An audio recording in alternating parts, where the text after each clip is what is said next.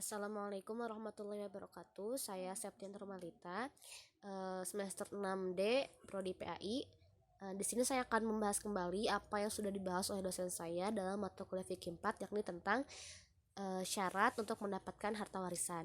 Nah, sebelumnya saya sudah mempelajari tentang bagian ahli waris yang sudah diberikan oleh dosen yang memaparkan tentang siapa-siapa saja yang berhak mendapatkan warisan dan juga presentase-presentasinya. Selanjutnya di sini saya akan membahas ulang tentang syarat mendapatkan bagian harta waris. Sini sudah dipaparkan detail sekali tentang bagian-bagiannya harta warisan yang akan didapatkan oleh setiap orang.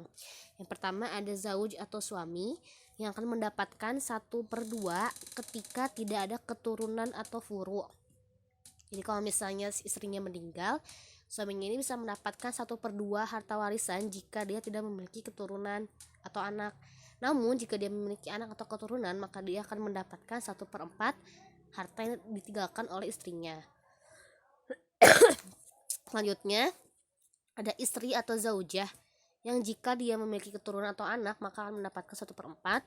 Namun jika tidak atau belum memiliki anak atau keturunan maka akan mendapatkan 1/8 dari harta yang ditinggalkan oleh suaminya. Lalu ada juga anak perempuan atau bintun yang akan mendapatkan 2/3 harta jika ada 2 orang atau lebih. Jadi kalau misalnya anak perempuannya ini punya saudara lebih dari 2 atau lebih, dan nanti dia akan mendapatkan sebanyak 2/3 harta. Namun jika dia tidak memiliki saudara dan hanya anak tunggal, maka dia akan mendapatkan 1/2 harta warisan. Dengan syarat tanpa adanya ibnun. Jadi ibnun ini bisa menghijab atau menghalangi si anak perempuan atau bintun ini untuk mendapatkan harta warisan. Nah, kalau misalnya si bintun ini punya ibnun atau punya saudara laki-laki, maksudnya dari orang tuanya pastinya, nanti dia akan menjadi asobah bil ghair. Jadi tidak mendapatkan presentasi yang sudah ditetapkan. Selanjutnya ada cucu perempuan dari anak laki-laki atau bintu ibnun. Jadi cucu perempuan dari anak laki-laki ini akan mendapatkan 2/3 jika 2 orang atau lebih. Jadi kalau misalnya cucunya ada 2 orang atau lebih, maka setiap orang akan mendapatkan 2/3.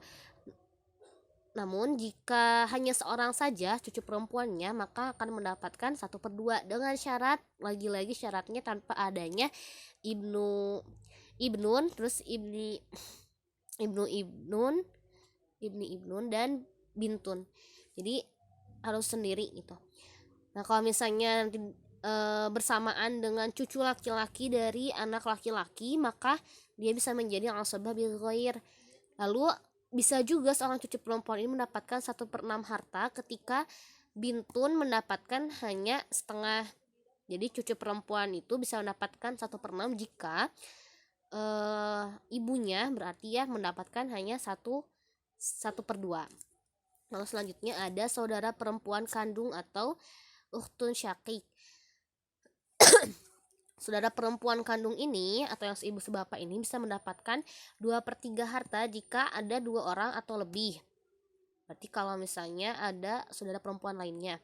Namun jika dia hanya sendiri, berarti bisa mendapatkan 1/2 atau setengah dengan syarat, tentunya lagi-lagi syaratnya itu ada tanpa adanya akhun syakik, furu, keturunan, ayah dan kakek.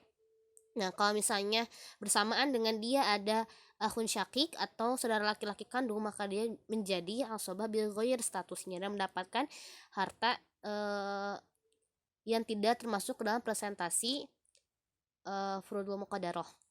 Lalu ada juga bisa juga menjadi seorang asobah ma'al ghair ketika garis keturunan atau furunya hanya perempuan saja. Jadi kalau misalnya seketurunan itu semuanya perempuan, si saudara kita ini bisa menjadi asobah ma'al ghair. Selanjutnya ada saudara perempuan sebapak atau ukhtun li'ab. Saudara perempuan sebapak ini akan mendapatkan 2/3 jika ada 2 orang atau lebih yang sama sederajat kayak saudara-saudaranya lain, dan bisa mendapatkan 1/2 jika hanya dia aja sendiri seorang. Tentunya kembali dengan syarat tanpa adanya akhun li'ab, akhun syakik, lalu ada ukhtun syakik, furu, abun dan juga jadun, kakek dan juga ayah. Dan dia saudara perempuan sebapak ini bisa menjadi seorang asobah bil ghair jika bersamaan dengan dia itu ada akhun liab, dan juga bisa mendapatkan 1/6 ketika akun syakiknya ini mendapatkan setengah. Jadi saudara perempuan sebapak ini bisa mendapatkan 1/6 harta jika akun syakiknya itu hanya mendapatkan setengah. Dan bisa juga menjadi seorang asbab ma'al ghair ketika garis keturunan atau furunya hanya perempuan saja. Lalu selanjutnya ada ayah atau abun yang akan mendapatkan 1/6 jika terdapat keturunan laki-laki, dan 1/6 plus baki atau sisa apabila furunya hanya perempuan saja, dan bisa menjadi seorang asobah ketika tidak ada keturunan sama sekali. Jadi kalau misalnya ayah tidak memiliki keturunan sama sekali, dia akan mendapatkan asobah. Lalu selanjutnya ada kakek atau jadun yang akan mendapatkan 1/6 apabila terdapat keturunan laki-laki, 1/6 plus sisa atau baki apabila furunya perempuan semua, dan menjadi asobah ketika tidak ada furu atau keturunan, dengan syaratnya tidak boleh ada abun, akhun syakik, ukhtun syakik, akhun liabi, lalu ukhtun liabi. Selanjutnya ukhtun liabi selanjutnya ada ibu atau umun yang akan mendapatkan harta warisan sebanyak 1/3 ketika tidak ada furunya yang lain, atau mendapatkan 1/3 bila saudara mayit itu tidak lebih dari 1 orang. Jadi kalau misalnya saudara si mayitnya cuma 1, ibu si mayit itu akan mendapatkan 1/3. Namun misalnya kalau si ibunya ini ada furu dan saudara mayit ini lebih dari 1 orang, maka akan mendapatkan 1/6. Lalu ada saudara laki-laki atau perempuan seibu, ukhtun atau akhun li umi yang mendapatkan 1/3 jika ada 2 orang atau lebih, 1/6 jika hanya 1 orang saja, dan syaratnya tidak boleh termahjub atau terhalangi oleh furu, abun dan juga jadun. Terakhir ada nenek atau jadatun yang akan mendapatkan 1/6 dengan syaratnya tidak boleh termahjub.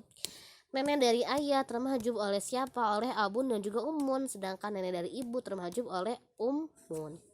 Terima kasih, sekian yang dapat saya sampaikan. Maaf bila banyak sekali kekurangan yang terdapat dalam video ini. Semoga bisa bermanfaat. Wassalamualaikum warahmatullahi wabarakatuh.